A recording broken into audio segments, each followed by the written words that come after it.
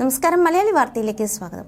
Saudi അറേബ്യയിൽ വധശിക്ഷയ്ക്ക് വിധിക്കപ്പെട്ട് ജയിലിൽ കഴിയുന്ന കോഴിക്കോട് ഫറൂഖ് സ്വദേശി അബ്ദുൾ റഹ്മാന് വേണ്ടി ഇടപെട്ട് ബിജെപി നേതാവും നടനുമായ സുരേഷ് ഗോപി ഈ മാസം 16-നാണ് വധശിക്ഷ നടപ്പാക്കുന്നത്.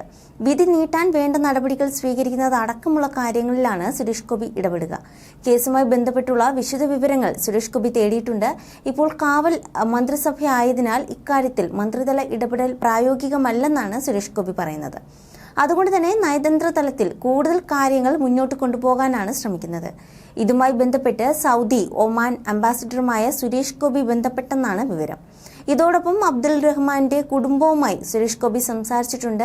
കൂടുതൽ വിവരങ്ങൾ ഇന്ന് ഉച്ചയോടെ വിശദീകരിക്കാമെന്നാണ് സുരേഷ് ഗോപി അറിയിച്ചിരിക്കുന്നത്.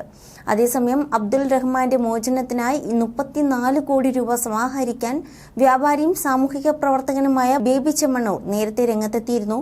വിധി 3 മാസത്തേക്കെങ്കിലും നീട്ടാൻ കേന്ദ്രമന്ത്രി മുരളീധരൻ വഴി സമ്മർദ്ദം നടത്തുമെന്നും ബോച്ചെ അറിയിച്ചിരുന്നു. നയതന്ത്ര ഇടപെടലിലൂടെ പ്രശ്നപരിഹാരത്തിനാണ് ശ്രമം. ഇതിനായി പ്രധാനമന്ത്രിയെയും സമീപിച്ചിട്ടുണ്ട്. സഹായം ലഭ്യമാക്കാനായി രൂപീകരിച്ച ട്രസ്റ്റിലേക്ക് ബോച്ചെ ഫാൻസ് ട്രസ്റ്റ് 1.5 കോടി രൂപ കൈമാറിയിരുന്നു. മോചനദ്രവ്യം സ്വരൂപിക്കാൻ ബോച്ചെ നടത്തുന്ന യാചകയാത്ര ഇന്ന് രാവിലെ 9 മുതൽ തിരുവനന്തപുരത്ത് ആരംഭിച്ചിരുന്നു. കാസർഗോഡ് വരെയുള്ള വിവിധ റെയിൽവേ സ്റ്റേഷനുകൾ, ബസ് സ്റ്റാൻഡുകൾ, കോളേജുകൾ തുടങ്ങിയ സ്ഥലത്തും പൊതു ഇടങ്ങളിലും നേരിട്ടെത്തും. സോഷ്യൽ മീഡിയ അക്കൗണ്ടിലും വാഹനങ്ങളിലും നൽകിയ QR കോഡ് വഴി തുക സമാഹരിക്കാനാണ് ലക്ഷ്യം. ട്രസ്റ്റ് അക്കൗണ്ടിലേക്ക് തുക നേരിട്ടെത്തിക്കുമെന്നും ബേബി ചെമ്മണ്ണൂർ അറിയിച്ചിരുന്നു. അതേസമയം അസാധാരണമായ പ്രചാരണമാണ് തൃശൂരിൽ ഇത്തവണ BJP നടത്തുന്നത്. 3ാം വട്ട സന്ദർശനത്തിനായി പ്രധാനമന്ത്രി നരേന്ദ്രമോദി 15-ന് എത്തുന്നുണ്ട്. കരുവന്നൂർ ഉൾപ്പെടെയുള്ള എല്ലാ വിഷയങ്ങളും എടുത്ത് ഇരു മുന്നണികളെയും ആക്രമിക്കുകയാണ് BJP. തൃശൂരിലെ വർത്തമാനകാല രാഷ്ട്രീയ സാഹചര്യത്തിൽ BJP വിജയം സാധ്യമാക്കുമോ?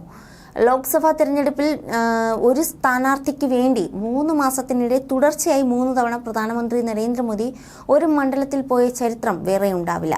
വേറിട്ട ഈ സംഭവം നടക്കുന്നത് BJP ഉറ്റുനോക്കുന്ന തൃശൂർ ലോക്സഭാ മണ്ഡലത്തിലാണ്.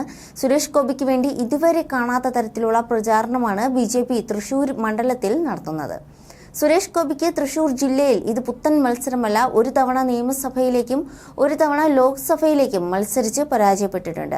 പക്ഷേ ഇത്തവണ പരാജയം എന്നൊന്നില്ല എന്ന മട്ടിലാണ് സുരേഷ് ഗോപിയും BJP പ്രവർത്തകരും രംഗത്തിറങ്ങിയിരിക്കുന്നത്. അത് ഊട്ടിയുറപ്പിക്കുകയാണ് 15-ന് തൃശൂർ മണ്ഡലത്തിൽ വീണ്ടും എത്തുന്ന നരേന്ദ്രമോദി. സുരേഷ് ഗോപിയെ സ്ഥാനാർത്ഥിയാക്കി ഔദ്യോഗികമായി പ്രഖ്യാപിക്കുന്നതിന് മുന്നേ മണ്ഡലത്തിൽ BJPയുടെ രാഷ്ട്രീയ പ്രചാരണത്തിനെത്തുന്ന പോലെ നരേന്ദ്രമോദി എത്തിയിരുന്നു. ജനുവരി 3-നായിരുന്നു അത്. തോക്കിൻകാട് മൈതാനത്ത് നടന്ന സ്ത്രീകളുടെ സംഗമത്തെ അഭിസംബോധന ചെയ്യാനാണ് മോദി എത്തിയത്. തേക്കിൻകാട് മൈതാനത്തിലെ സ്വരാജ് റൗണ്ടിലെ റോഡ് ഷോ നടത്തിയ നരേന്ദ്രമോദി സഞ്ചരിച്ചിരുന്ന വാഹനത്തിൽ സുരേഷ് ഗോപിയും ഉണ്ടായിരുന്നു. സുരേഷ് ഗോപി തന്നെ തൃശൂർ മണ്ഡലത്തിലെ സ്ഥാനാർത്ഥിയായി ഉറപ്പിക്കുന്നതായിരുന്നു ആ റോഡ് ഷോ. ഏറെ വൈകാതെ നരേന്ദ്രമോദി വീണ്ടും തൃശൂരിലെത്തി. ഇത്തവണ ഗുരുവായൂർ ക്ഷേത്രത്തിലെത്തിയത് സുരേഷ് ഗോപിയുടെ മകളുടെ വിവാഹ ചടങ്ങിൽ പങ്കെടുക്കാനായിരുന്നു. ജനുവരി 17-നായിരുന്നു വിവാഹം. കേന്ദ്ര സംസ്ഥാന രഹസ്യാന്വേഷണ ഏജൻസികളുടെ റിപ്പോർട്ട് പ്രകാരം കേരളത്തിൽ BJPക്ക് വിജയസാധ്യത ഏറെയുള്ള ഒരു മണ്ഡലം തൃശൂരാണ്.